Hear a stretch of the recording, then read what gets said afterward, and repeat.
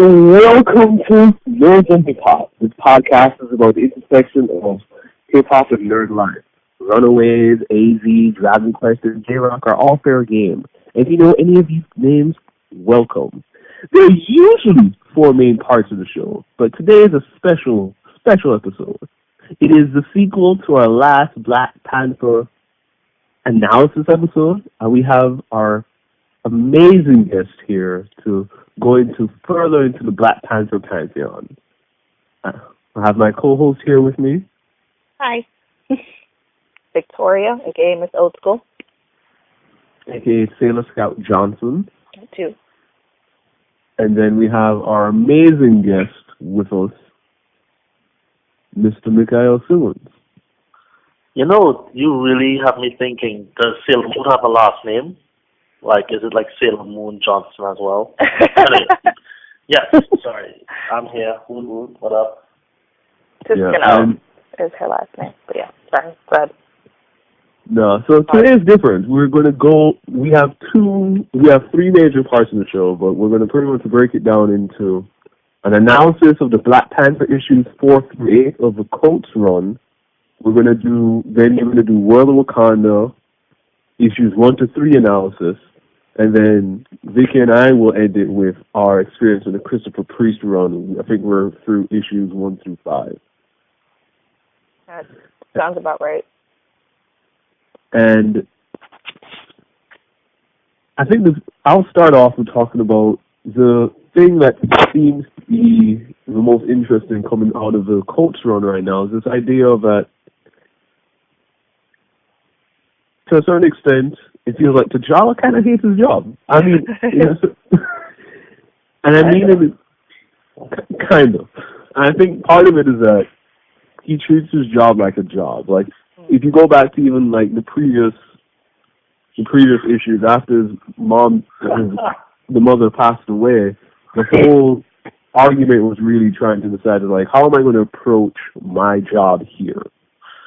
And he keeps on trying to take up this responsibility of, like, all right, I'm going to approach it with this way, I'm going to approach it with this lens. And then he has to go back to the reality of the politics behind it all. Like, one of the first opening scenes is Achilles, the panel, he's pretty much gets help from someone, and then he immediately tells that person, yeah, don't come into this political discussion right now. It's not worth it. And he doesn't literally say that, but he pretty much, Achilles is like, that person would have been valuable to this discussion. He's like, look, nobody needs to see the mess, essentially, that I've made.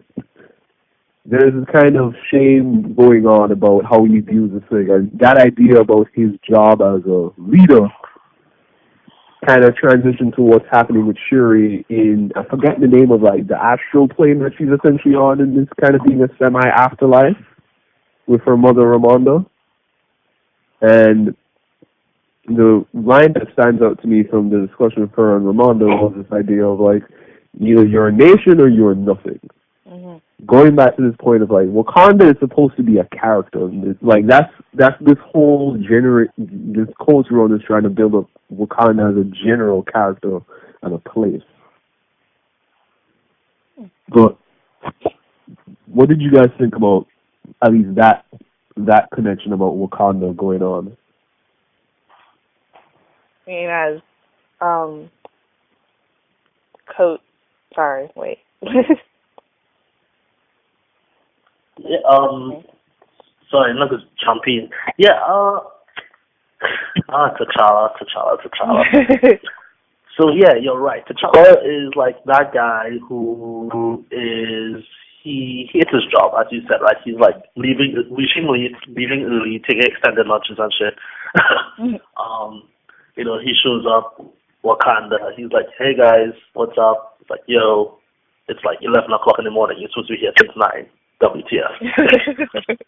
And then he's like, okay, I'm out for lunch, leaves for lunch at 12, comes back at 3, and then goes home at 3:30. Like, that's T'Challa's mind when it comes to being the Prince of Wakanda.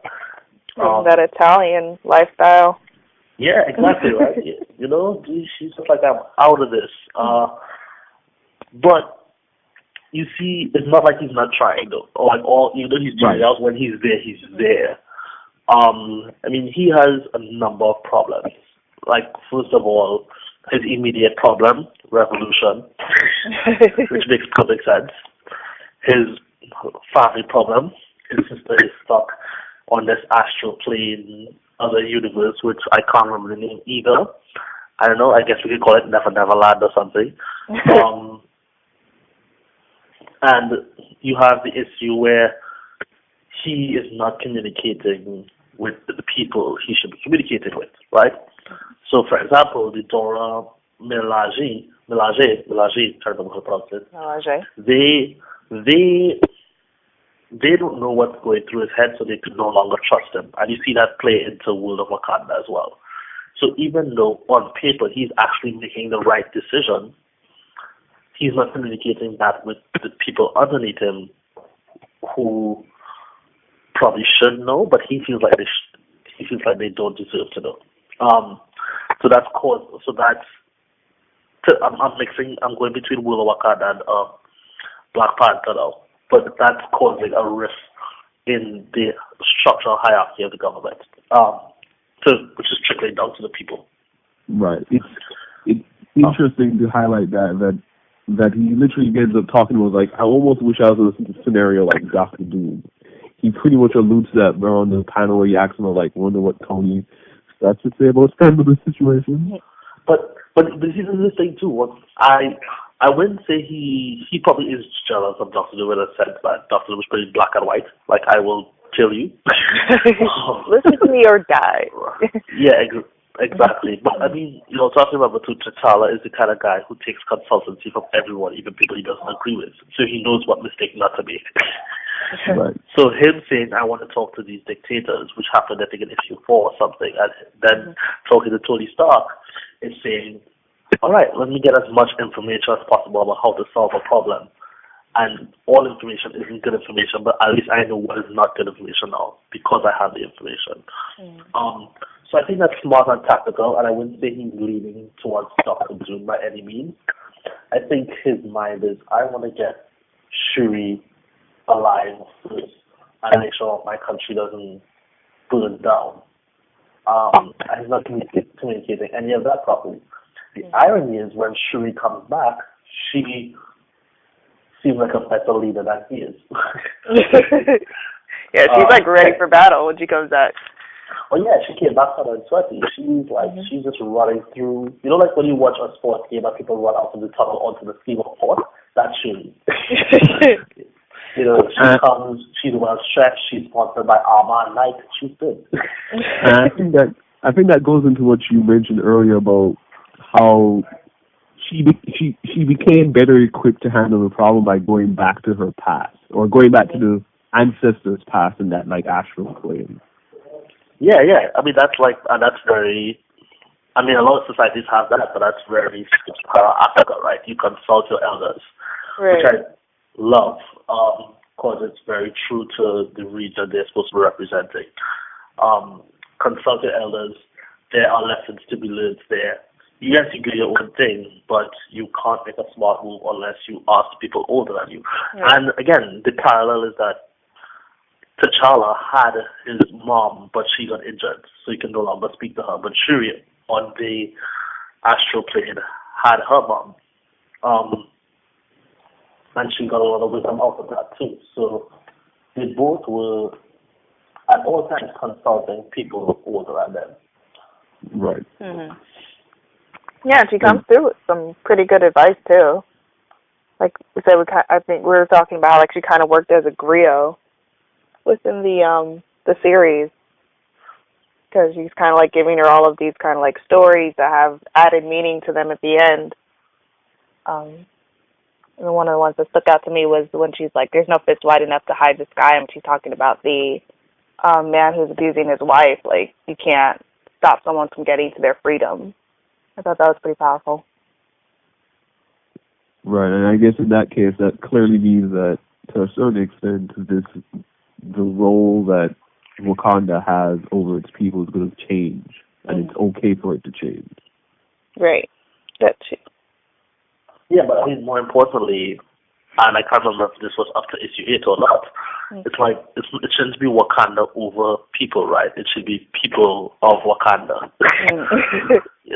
And that's the issue right there. You know, T'Challa, as much as he's a king, he doesn't like being a king. And the people, after getting taken over like by four times in 2 years, they clearly don't like a king either, because it's not working out in their best interest for the last 2 years. So the whole over thing is not. It's not. I think that it's not what should happen. That could just be my bias, being like living in a Western country, being, hey, democracy is cool. But yeah, it's not the whole monarchy hasn't been working out for Wakanda at all. Or maybe the flip side, we could argue, is that it's been working out for Wakanda, because if T'Challa wasn't in charge, it would have been a lot worse. Which is highly likely, given the information he does typically have and the things that he doesn't really have to navigate. But what did you guys think of the other parables? There's another story about Salongo, which is the woman who ended up kind of rallying the men, which I thought was salient, almost as if to allude that, oh, well, now maybe Shuri just really should be the leader, because she's spiritually kind of embodying this historical event that has happened prior. Right, and she is the one like talking to the ancestors and making the right connections, and the one people have more faith in, it seems. Right. Yeah, I agree. It's I mean, I'm sure for president, that's me. You know, I'm all for who run the world, girls kind of thing. And but again, it's funny, right? Because it mirrors real life in many ways, where you have some of the most qualified people in Wakanda are women, yet the people who are in charge are mostly men. Or the people, like, again, the person who's starting the revolution is an academic man. T'Challa is a man. The guy who's in charge of the army is a man. Even though the army is not really in play yet, actually up to brigade. The people who are trying to corrupt Wakanda are all men. You know, the people who T'Challa goes for advice, even the bad advice, the dictators of all of them, they're all men. You know, the only people who make perfectly logical sense in this entire economic run are the women. I understand exactly what Shuri's motivations are. I understand T'Challa's mother's motivation. You know, she was always level-headed, and she always said, hey, you know, I know you want this, but you have a few million people to take care of. I also understand why the Dora Milaje, why they rebelled in their own way. Yes, they don't have all the information, but with all the information they do have, they're like, this makes no sense to continue following T'Challa. Everyone, ironically, all the men are acting very emotional, and all the women are acting very logical. That's fascinating. I never would have put it together that way, because when I think of the face of the rebellion, there's the dude, but I also think of the woman who can manipulate. I forgot what her exact powers are. Didn't she like manipulate emotions and tensions? Like that's how we get the very opening thing. That's right, but everyone who's fighting each other in the opening scene, they're all men. And it is the Rasta man who kind of sets her off on this path. Right. Yeah. So again, and his idea of a Wakanda is very much an emotional one, even though it's like academic arguments, right? We're better than the world. We should have this. We should have that. I feel like we should have that. And here in discussion with T'Challa, I think it's after chapter 8, after issue 8, where he spoke about he wanted all this, but he never realized what the actual, when the rubber hits the road, what it actually meant. You know, and T'Challa, who's usually the uber logical one, wants to go up, is putting more resources behind Shuri than he's putting behind the country. Which, if you think about it, logically makes no sense. You have a few million people who could topple you. You kind of should probably handle that first, because your sister is probably dead. She wasn't, but he didn't know that. But speaking of women characters, though, like, I think one of the best parts in this run, or this, not, yeah, I guess in the run so far, is the crew. I think that's the first time we kind of see women in Charlotte's world taking, like, an active part in doing something. We get Misty Knight and Storm. Yeah, exactly. Yeah. Misty Knight, I have like quotes from Misty Knight saying it's lit. The best like, ever. Yeah, I was like, it's lit, baby. I'm like, that's funny. That's funny. Amazing. And Storm, even though she's helping T'Challa, she's hitting T'Challa shots, just insulting T'Challa like every 5 pages. Right. Just being like, oh yeah, remember when we were married? Yeah. I like it. Yeah, it's all about agency, and they're 2 very different personalities too, right? Storm and Misty Knight are 2 very different people. Mm.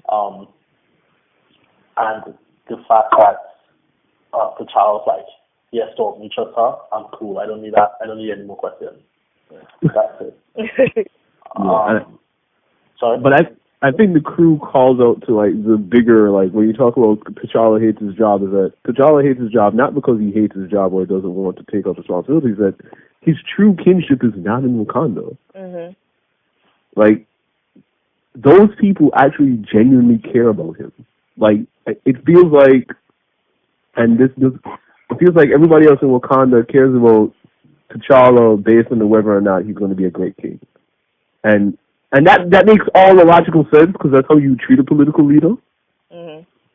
But at the same time, you can tell when Storm, Luke Cage, and Misty came, that wasn't just the reason. Like, there's a genuine care. Like, even when Storm was about to leave, although my friend calls it shade, I didn't think it was shade.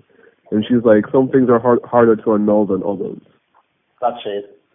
I couldn't tell either. Like, I feel like it was shade, but it was also like was she reciprocating those feelings? Like, saying, I feel like she was, but that's just me. That's how I read it. Mm-hmm. But I've heard people just say that is shade. I think it was genuine reflection, but hey, what do I know? I'm a crappy person in general, so maybe I'm just reading into what I want to read into. Who knows? It could go either way. I think it's funnier as shade, though, so maybe it is shade. Yeah. Like, Storm is like, I know I'm hot. Like, you don't know me. Yeah. You don't know my life. I think that's the other thing. Like, this is one of the few times we get kind of humor in the book, is when you see the interactions between the crew. Like, you see Luke Cage asking for a scholarship for his daughter, like, which makes sense. Like, that's something a regular person would do. Like, if I was Luke Cage, I'd be like, hey, hook me up with that, recommendation letter. My daughter's going to need to go to school. We don't have scholarship money. We live in, where are they living? I forgot where they're living. Are they living in Harlem? It's Harlem's nice. That's actually pretty good. They are. Harlem's a good place to live, so never mind. But still. Yeah. I like they were talking about the crew and someone mentioned Bad Boy reunion tour. Oh, yeah.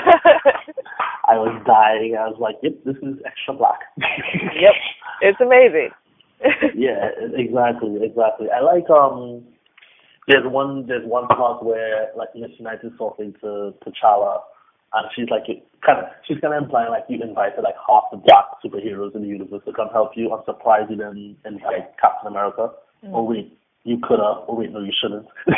Kind of thing, because there's always this whole like, yes, you have Steve Rogers, but now you also have Falcon, who's Captain America now, but he's black, but he's representing America, so you have that whole nationality question.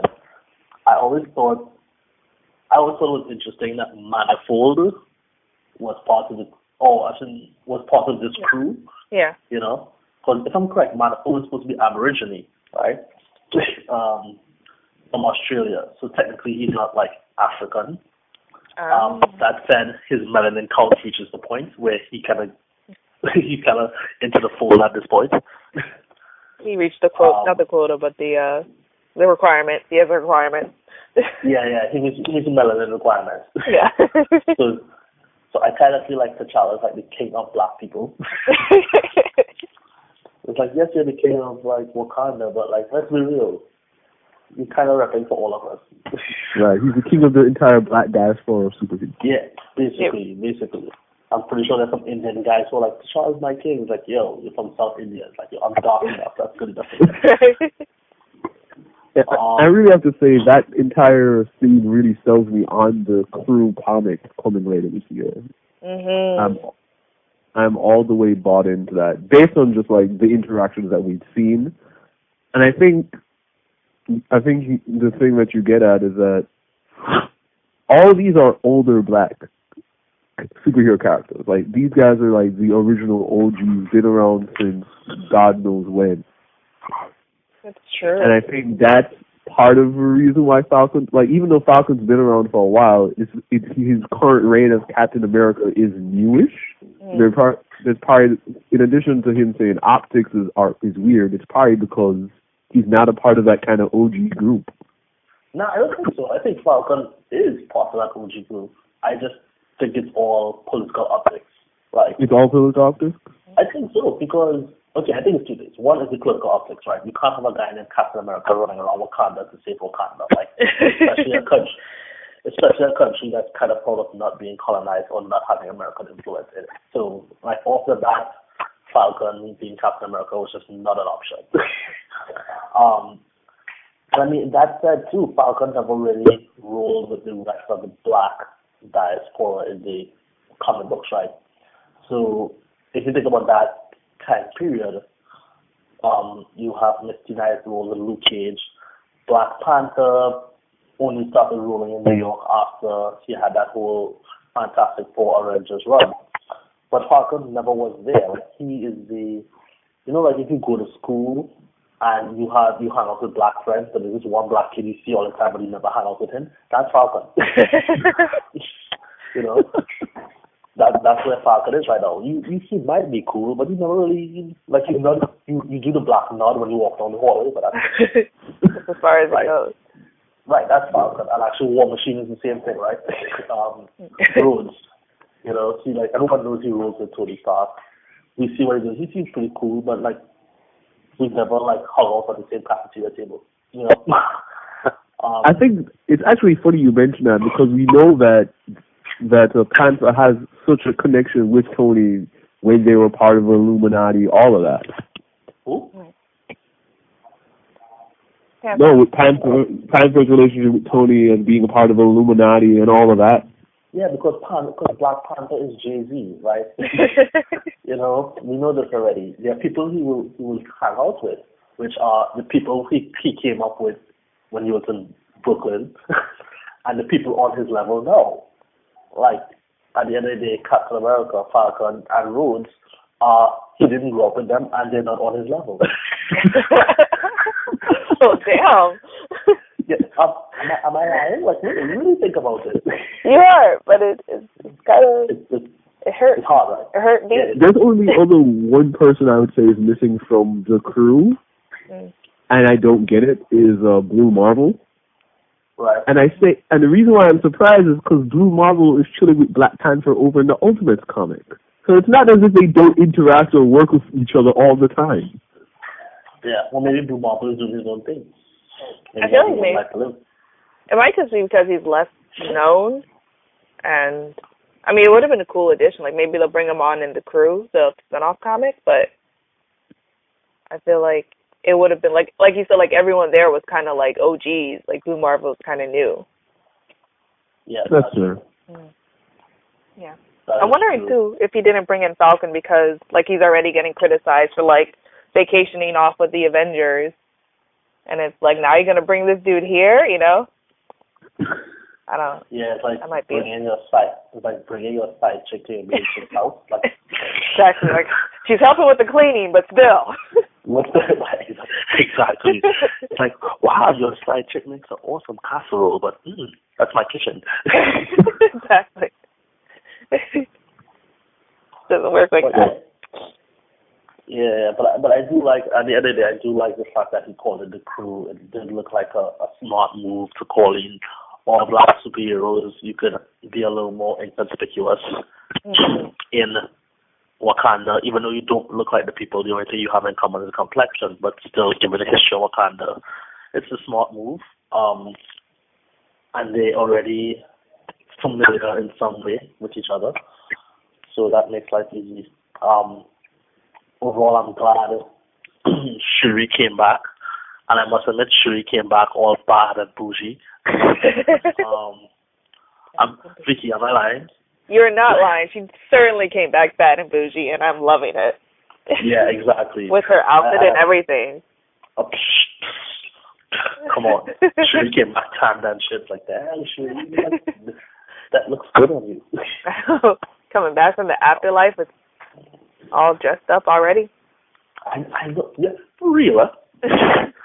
Like, I don't know if there's like a salon in the afterlife. But she just came back, like, I don't know if that made any sense. Yeah. But I suppose you want to say. I agree. I want to cosplay this outfit now. I want to cosplay the outfit now.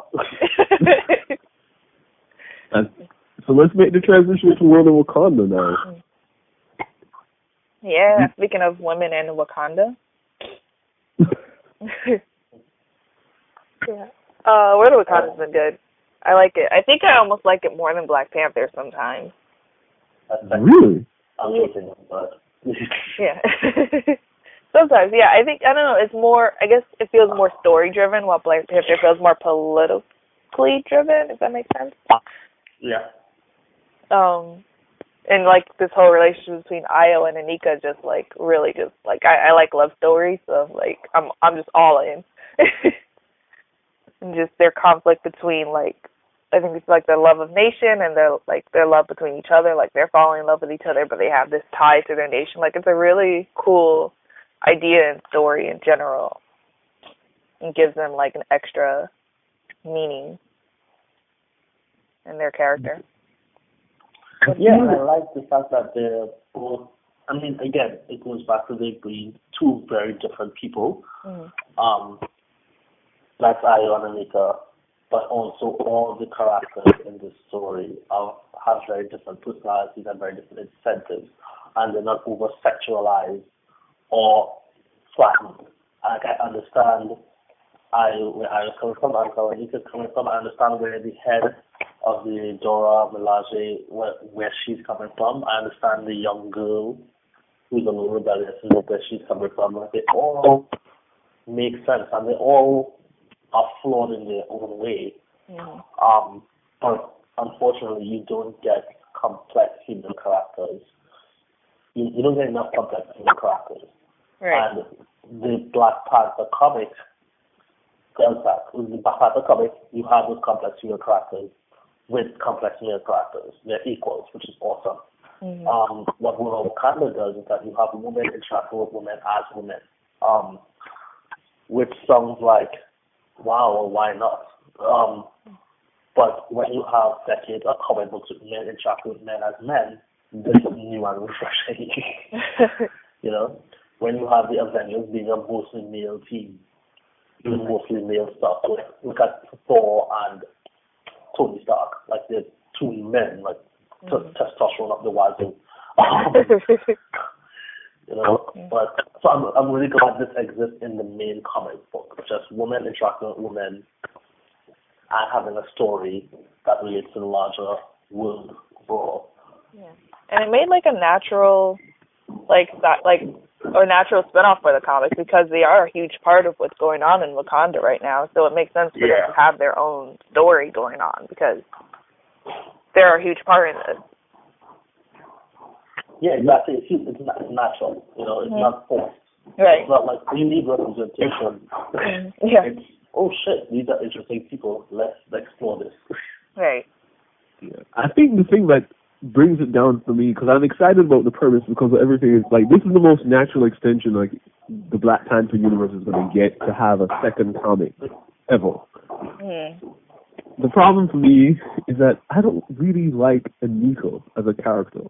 Like, I feel that the struggle is that in the relationship, Ayo carries all the interesting parts of the character dynamic. Ayo is the one who, like, has a personality outside of the relationship, and that goes into the relationship and affects the relationship, but it affects how she interacts outside of the relationship. So she feels like the most full, like, well-written character.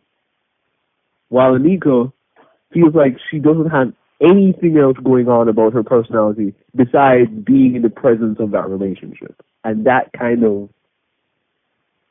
throws me off in terms of, like, selling me on the love story. Does it sell me on, like, every time that Ayo speaks, I am already there for anything that she has to say, because it fits the whole theme of, like, she's the one telling Anika, like, you don't need to care about your country, care about this wrong as long as you're caring about the people. Like, we consistently get, she feels like the conscience of this entire book. Anika just feels like she's along for the ride. I could kind of see that. Do you feel like she's a little one-dimensional, or you just feel like you just don't like her character?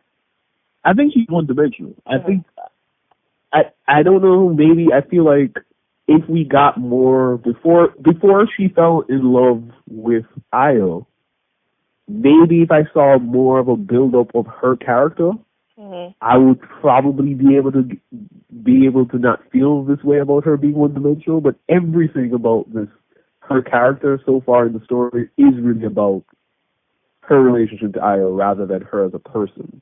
Yeah. I mean, to be fair, I feel like that might be a dynamic of many relationships when, like, one person is kind of younger and new to something, and the other person's, like, more older and experienced in it, where they kind of just, like, give in to the other person. It's like, I'm going to, like, follow them and do whatever they want me to do and blah, blah, blah. Yes. See, yeah, I think it seems real. I mean, real in the sense of you don't have to like it.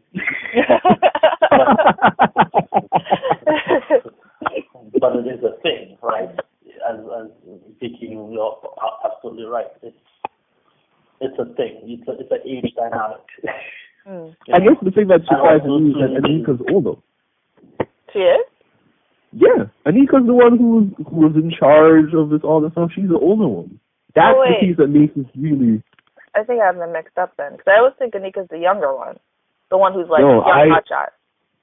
No, Io's the young hotshot. Anika's the older one. Okay, so that's what I meant. And you don't like Io? No, I like Io. I think Io. I don't like Anika because I think she's like extremely one-dimensional, as opposed to Io being the hotshot. Her opinions on everything make sense. Like, is the content of the book? It drives the relationship. It drives everything. That makes sense. And that right. That makes sense. But I don't feel like Anika brings as much to the book yet.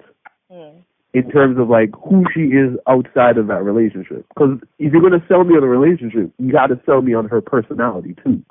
Even if she's going to get lost in the sauce, so to speak, of the overpowering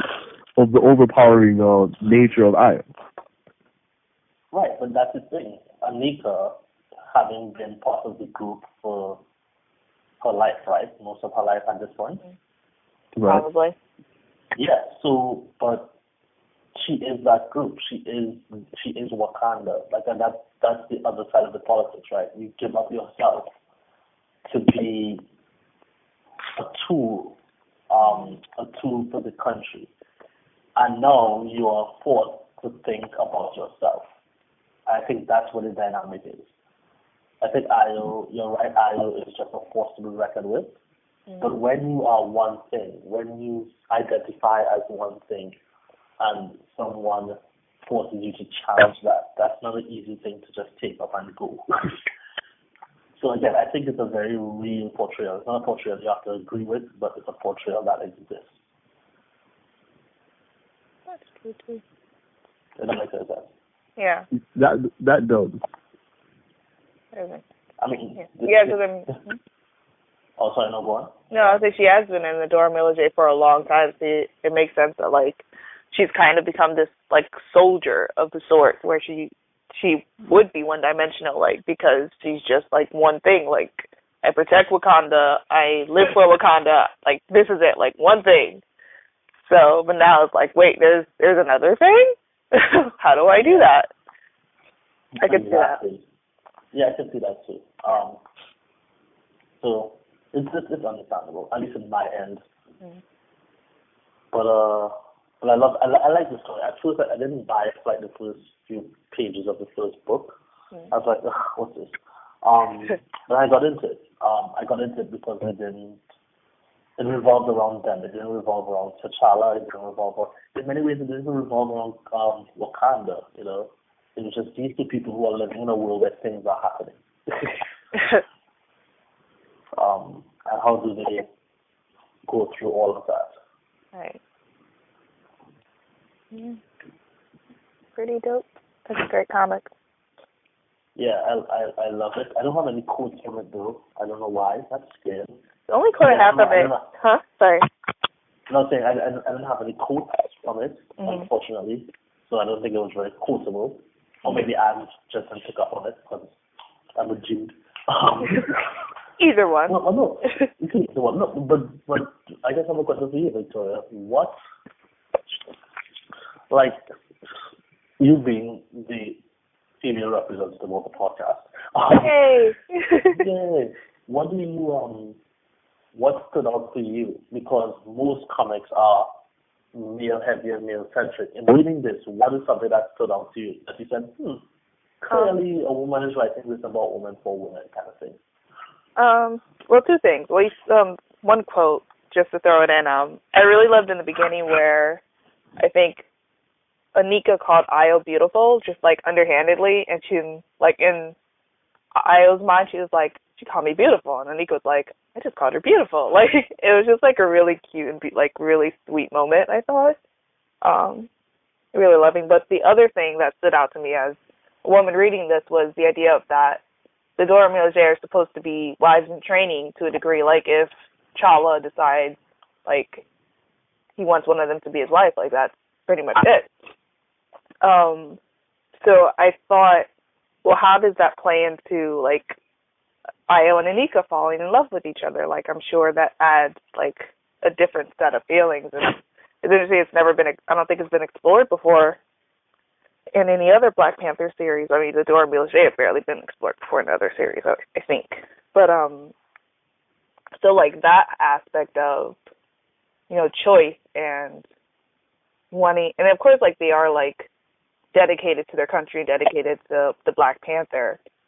So I don't think they would necessarily be opposed to it. But now, like, you have these added layers when they have their personal choices coming out. And it's like, well, which one do you choose? Which one, like, there's, like sexual choices coming out of this, I guess, is what a word.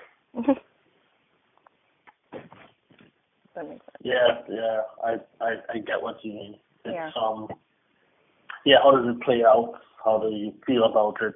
It's gender identity, sexual preference, right. Dedication. Are you married to your job or are you married to this person? I mean, right.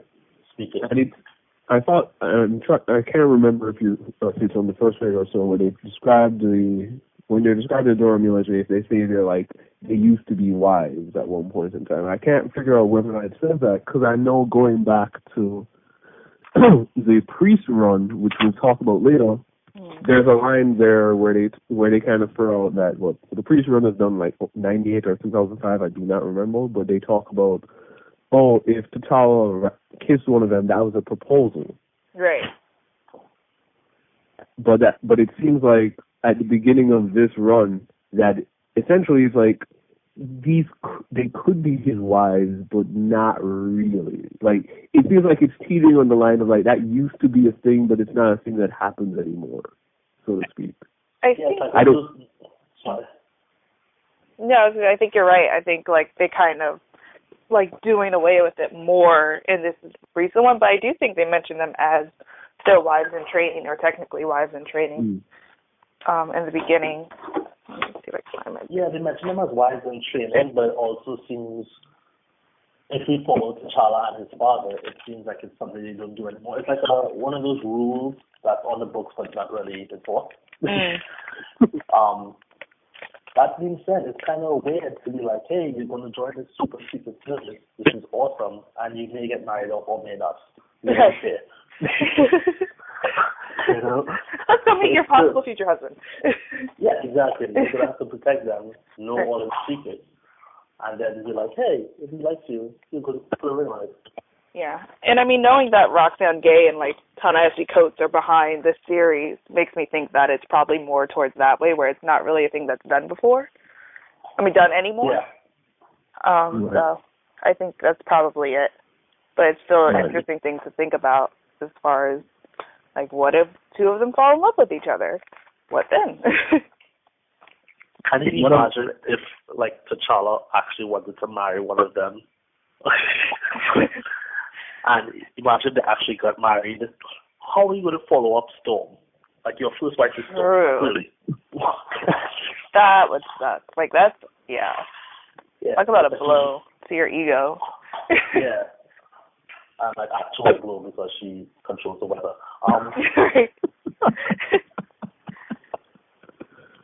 Yeah. Then you got to worry about, like, every thunderstorm you come across. Like, is she trying to get revenge? Yeah, exactly, right? Exactly. Yeah. So based on both of y'all reasons, what would you say is like your favorite moment so far reading through either World of Wakanda or Black Panther? Like the moment that's like, yeah, this is it. I think for me it was the crew. Like that's where it just felt fun and it was really interesting. I love the interaction between the characters. Having like a bunch of black characters on like one page just felt like almost revolutionary to me. Like it was really cool. And what about you, man? Yeah, for me it's a cross between same as Vicky, the crew. Like I just love seeing multiple characters on a page, interacting with each other, just chilling. And when she came back looking all bad and bushy, like I love that too. Like the fact that she just turns into bullets and fly away and then comes back. I love that. I mean, there are little things I really like, but those two, I'll say those are the pillars of the comic that I really enjoyed. And for Will Wakanda, because those first two ones were in Black Panther. Will Wakanda, there's no linchpin in it yet that I could point to that I love. Right. I mean, don't get me wrong, I love the book, but there's nothing that I could say, this is the critical moment of what this is. The closest thing that comes to it is about a 2 or 3 pages, a series, when they show every time something happens, and they don't know the full story, but they're reacting to half the story, you know?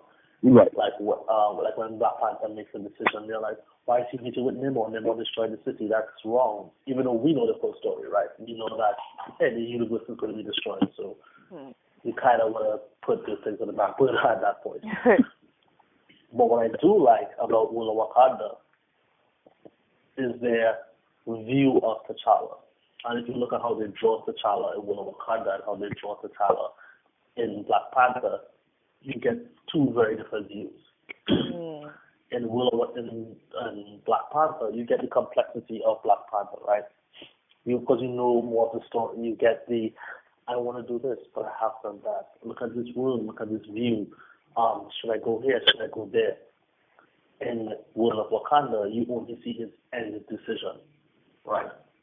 Right.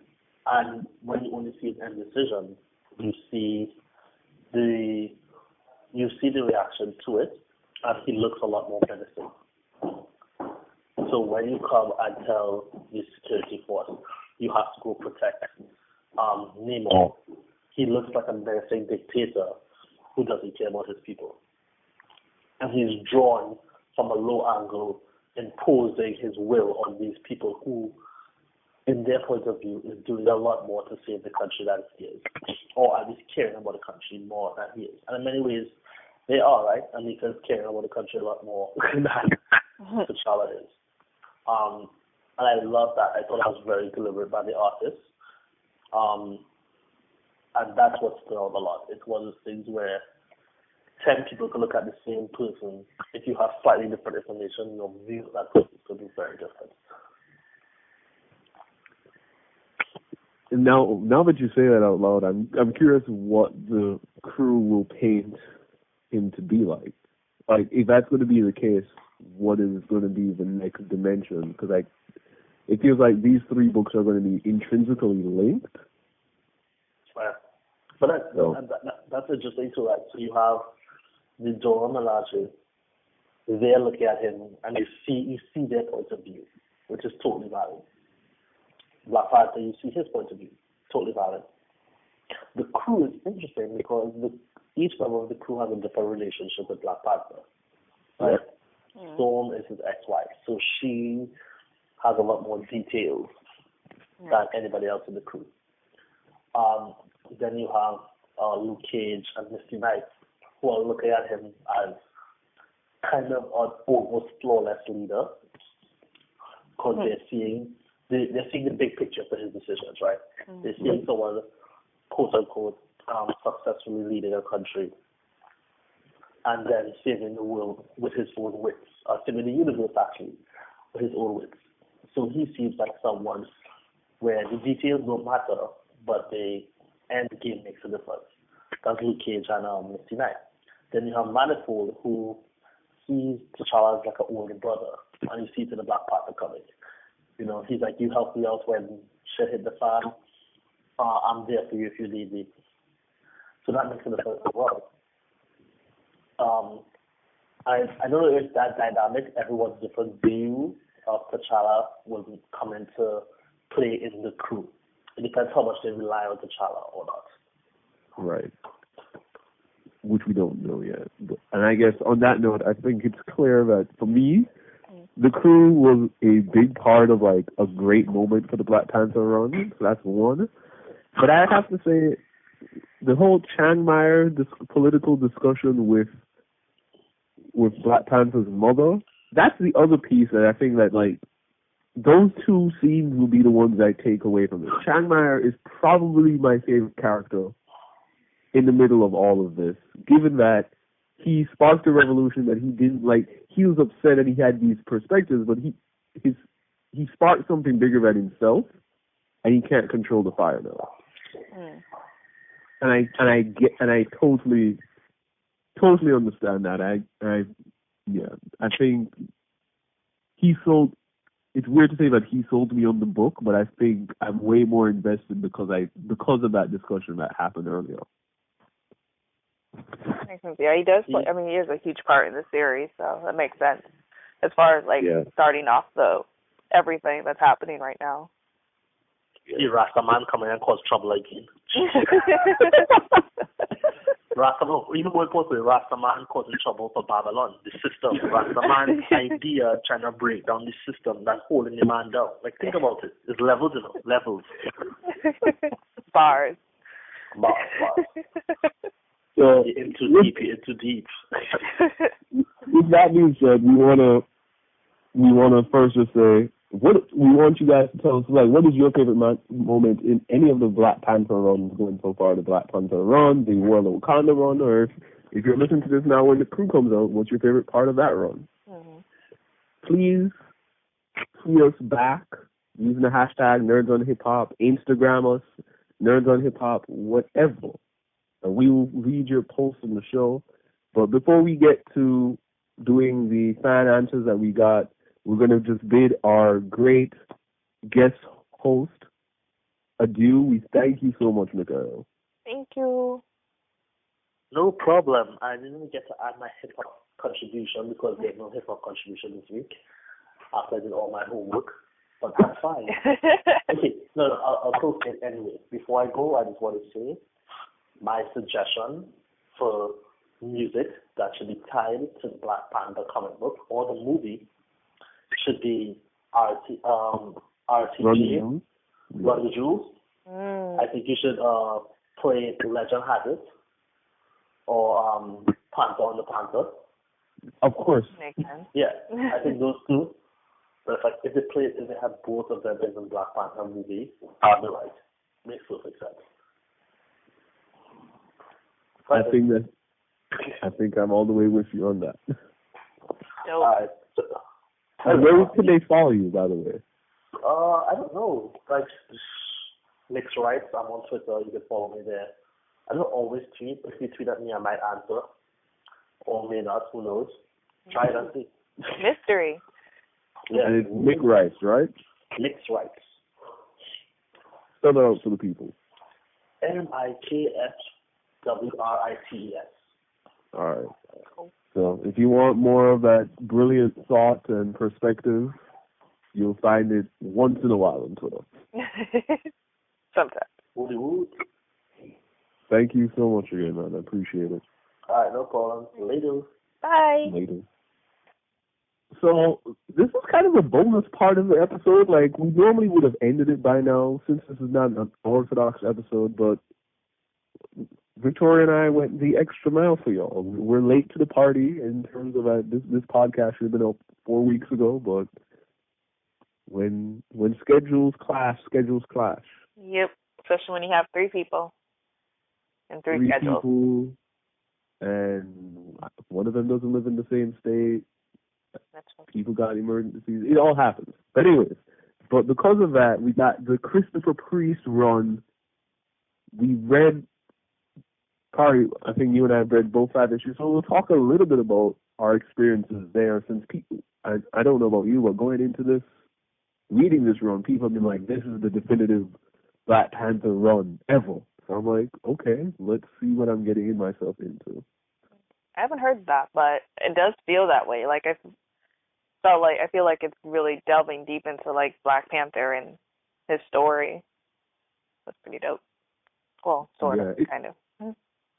Yeah, I think the thing that stands out to me is seeing what hasn't changed about Black Panther all these years. Because it literally, the premise of the book set pretty much goes up with T'Challa makes a trip outside to what you said, New Lot. East New York. New Lot. Yeah. And he goes there because a young black girl was killed because of him, essentially. Mm-hmm. And he's trying to kind of atone for that. And then essentially they use all of that to start a rebellion back in Wakanda. So Wakanda and rebellions are not these things that's unusual by any means. It's different in the sense that the people who are doing this rebellion are a lot closer to home. Like, I guess even then that's not unusual, since that's literally what's happening now. Right. Homegrown. But ish rebellion. Cool. Yeah. So it's like, how? I guess my new question now is like, how long has Wakanda really ever been stable? Yeah, it's funny because I feel like Wakanda's always been painted as this, like, utopia where, like, it's peace and, like, advanced technology. And then I read The Priest and it's like, oh, it's in turmoil here too. So when is it at peace? Right. I'm wondering if a new Black Panther run is going to be finally just make it peaceful and not crazy. I don't know. Would it be interesting then? It could be, because it could be a case of at least defending home, which would be different than being at odds with people at home. That's true. Although these people are not at home, like, yeah. I need to study the kind of map that they have in the books a little bit more. Yeah, I try to look at it every time they mention some place new, and I'm just like, yeah, no, I don't. One day I'll get this map. But I think yeah. Sorry, go ahead. No, go ahead. No, I was gonna say, I think the one major difference that I've seen with it is that we have a narrator in The Priest, and there's no narrator really in the Coates. And the narrator is this white guy who kind of has no real understanding of what Wakanda is, what it's all about, what Black Panther is, who the Dora Milaje are. So it's kind of like told almost through a white gaze, which is a weird feeling after reading Coates' Black Panther, because it's just like completely like straight, like 5 black people, 4 black people kind of thing. Right. And I don't necessarily think it's a white gaze because obviously the writer is Christopher Priest, who's black, but I don't think it's like a white gaze as if like you could, not in the, because I can't think of anything weird that the guy has said. Because I'm trying to think, like, if I were that guy, that'd be like the worst day of my life. Yeah, it is pretty terrible. I mean, like, he sits down for like an hour, with essentially, what's the name of the guy from hell, essentially, and just sitting down and conversating with the devil, pretty much. Like, not really the way I want to be living life either. And then loses his pants, and then he can't lose his pants. It's like a right. to him. And the worst part is that he's actually trying to explain this to somebody else. I think that's like, it's not just like there is a white gaze going on, it's like, how do you explain this to someone who really has nothing? Which I think is a deliberate thing, because I'm assuming part of the beginning of this run is to kind of communicate everything about Black Panther to people who have zero clue. Mm-hmm. So I don't know how clever it is, but it seems like it was important to do. Yeah. I think, yeah.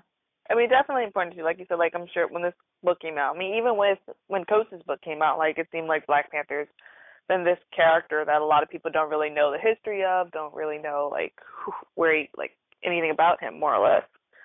Because we've been hearing a lot of, like, this is the first time they've, like, gone into depth about this, or this, or this. So I'm sure there was definitely a need for explaining what everything is. And sometimes a narrator is helpful for that. I guess it bothers me that it was a white guy who, like, didn't know anything a little bit. But it makes sense because, I mean, we didn't know anything, like, reading it, so. Or, right. Yeah. And I will say that the comedy felt weird. Like, I'm not sure how I feel. Like, that we laughed about it a while ago, about, like, the whole pants thing and so forth, but it's like, coming off of the Coates reading, the comedy just feels left field, and I'm not sure how to, like, interpret that. Yeah, it is a little offbeat, but I wonder, like, a part of me kind of had to put on my 90s lens, it seemed, like, because it felt very 90s, and then it came out in the 90s, so I'm, like, thinking of that, like, WB cartoons humor, like, that's what I'm feeling a little bit. And that's not it did. Like, that's how it felt. And, like, I like it, but it just, like, I kind of felt like I was in that space again. That's interesting. I think the art is gorgeous, by the way. And I think, yeah, there have been, like, so many times I've screenshotted a photo, and I'm just like, this is, like, yeah, with no disrespect to where, like, what Wakanda and what Black Panther is doing now artistically. Mm-hmm. There's something special about how specifically that he's portrayed when in the Black Panther costume here. Because everything else around it feels like your noirish New York City thing, which is an interesting vibe on its own. Mm-hmm. So that's okay to me. But the minute that he places on the essentially the costume of Black Panther, I'm just like this, and you have like those painterly strokes. Yeah. It is really nice. I think, I really enjoyed the art style, which was cool. Because it is kind of like you said, like it's painted almost. That's really artsy. Right. It's pretty cool. There's a line that he said that I can't tell if he said it more than once. I think he said, like, we will have an understanding between us, speak of it to no man. Huh. And I think there are two reasons why I have that highlighted. I think that he said that once in the current run with Coates. I have to double check that. Yeah, he has said it once in the current Coates run. So I realize that's a line that T'Challa uses often. Yeah. That's pretty cool. And I also noticed that when he says that, it becomes more of a menacing line that it sounds. Like, it's usually meant to, like kind of, it's a deal, but it's usually a deal in fear. Right. So I thought that was interesting. And then I think you and I have both the same other line highlighted. The price of the crown is a heavy heart. Yeah, and essentially if you sum up T'Challa as one character, like if you needed a line, that's the line. Yeah, definitely. Yeah, because I mean, with the priest and the coat, you kind of see how much like being the king weighs on him, and how much like he kind of, like we said before, he doesn't want to be there, he doesn't want to do it. He's constantly like having to weigh all these options that are like difficult decisions. And one way or another, he's going to be criticized for it. Yeah, so I think I'm enjoying what I'm reading so far. It feels very different from the Coates run, but in certain ways you can realize certain things that happened in the Coates run have happened before. Yeah. Yeah. And in a certain sense, I think the thing that we're going to remember most from the Coates run so far is really where he takes Dora Milaje. Like, I can tell that's been the real heart of that entire project. Because here, Dora Milaje are talked about, and it's just, as I said, there's this whole thing about, like, oh, if he kisses one of them, that's a proposal, and it feels very different, the relationship, because they're, like, he steps out into New Lot's black suit, and then he has the two Dora Milaje at his sides in like red dresses. They're just like, this just feels so different from how we're seeing them depicted elsewhere. And I can tell that part of, as I said, like, if there's anything that will change in the world, the whole, when Coates is all said and done, is that the Dora Milaje will feel very different. I completely agree. Yeah, they feel more like warriors in the Coates' run, and they felt more like we said, like bodyguards, and like in the Priest run. And both are interesting too, because I mean, it is cool to see like a woman in like this like sexy red dress, but then also like she can also beat you up, you know. In a certain sense, you can tell that Misty Knight probably identifies with them a lot now. Yeah, I could see that too. Yeah, that's interesting. Yeah, I didn't think about that. Yeah, and I also thought it was cool how they went to New Lot. Like, I feel like a lot of people outside of New York or even outside of Brooklyn don't really know New Lot. So it was a really cool and specific place for Black Panther to go. Like, that's actually like kind of known as like a place that's not the best to be in. Where they could have probably went to Harlem, which also kind of has that reputation, but is a little more historically known. Right. So I thought that was kind of like showing, like, Priest did some research, or maybe he's from New York. I'm not sure, actually. You should find that out. I should find that out. That's a good point. I think part of also the reason why they probably did that is to kind of keep him away from everybody else. I feel like in this run they would otherwise they'd have to like bring in Luke Cage. Otherwise they'd have to kind of like, that's true. How is he in Harlem and none of them are bumping into him? Yeah. I feel like that would have been a thing, and I'm also assuming that since the child died, that it'd be harder for that child to die around all those heroes and not for them not to do something. Yeah, that makes sense too. Oh, so I just looked it up. So Priest is from Queens, so he knows it's New York. Yep. Queens get the money, right? Queens get the money.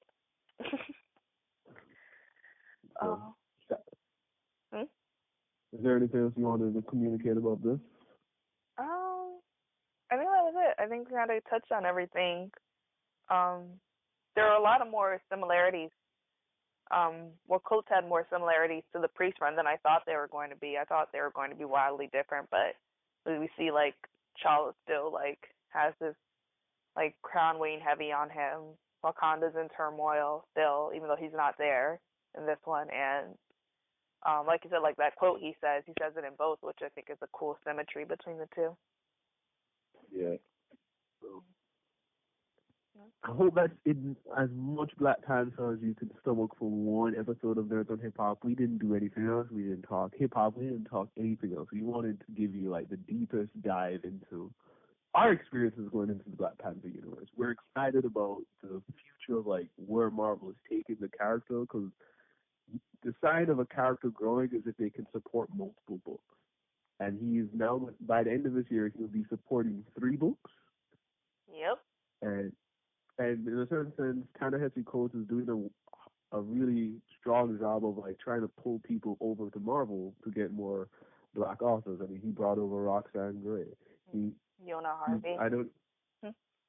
We also know that Rembert Brown is going to be writing an issue of World of Wakanda, which is crazy.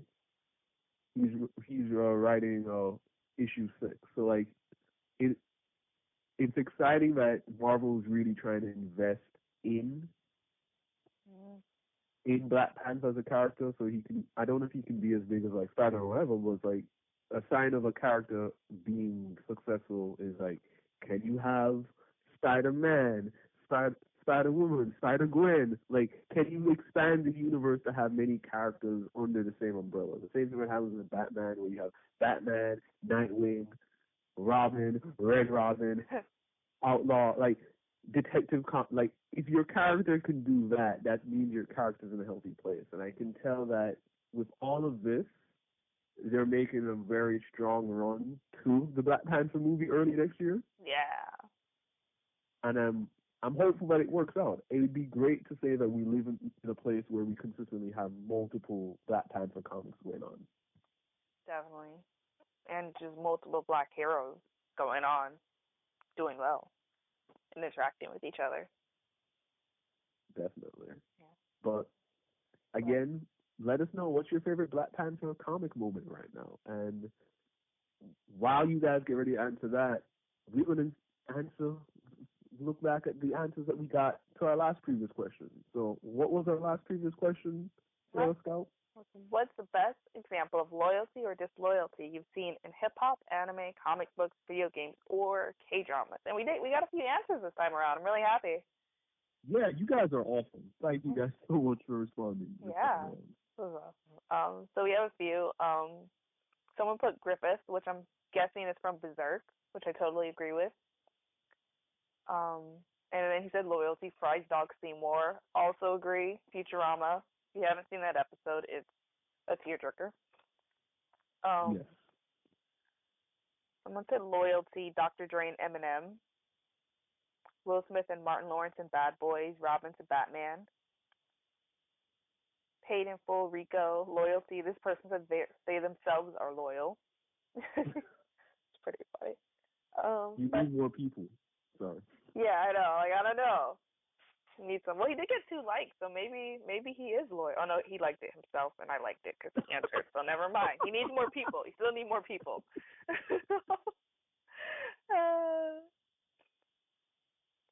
I said worst loyalty, Suge Knight in every Death Row Artist, which is all true.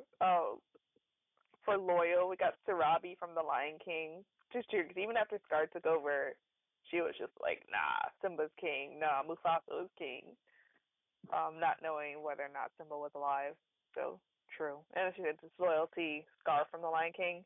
So I'm an adult, and I'm still not over what he did to his brother. Facts. Disloyalty, Sasuke joining Akatsuki. Akatsuki. That's a good one. I like for not knowing how to say that. For loyalty, Michaela Hyakuya towards Yuichiro. Actually, I don't know that one. I don't know what he's referencing. Do you know that one? Michaela? Not at all. I'll look that up later. For loyalty, someone else put K's love for Ty and Gaunt. Just have to read Gaunt. I hear it's really good. I say here I haven't gotten to experience it either. And then for, I guess this is disloyalty, Jay leaving Ross and taking the name. That's also true. That's so funny. Oh my god. Wait, what is this from? While you take a look at that, I would say shout out to my friend Peter. He gave me 2 answers, and they're both very related to probably his favorite group ever, Vlox. So Jada's relationship to Styles P. And then disloyalty, the one I really don't know, is J Hood to D Block, which I know D Block's also another reference to the Locks. I do not know anything about J Hood, but I'm sure one of our wonderful listeners will be schooling us on Twitter about that soon.